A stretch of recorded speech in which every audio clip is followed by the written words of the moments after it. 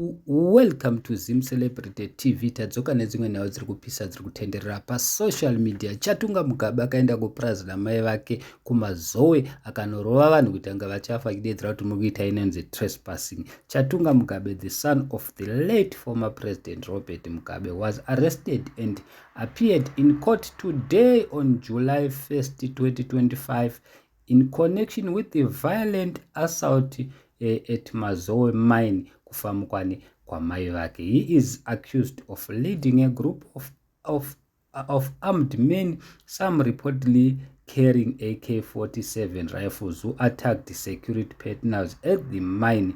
One guard was critically injured, while two others sustained serious injuries during the confrontation. Don't you report, guys? This took place at his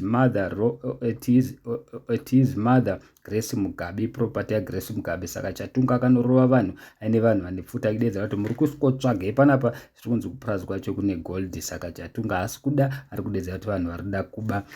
Asi Chatunga, according to eyewitness, adedzera kuti iye Chatunga adedzera kuti iye mapurisa hapana zvaanomuita because anonzwanana nemapoliticians ari pamusoro, but investigations are still going on. So guys, handizivi kuti munoti kudini nazvo, asi Chatunga Mugabe tichitaura kudai atoenda kukoti akatorwa akaendeswa kumaseli vari kuti ari kupomerwa mhosva yekuti sei akarova vanhu kuti ange vachafa.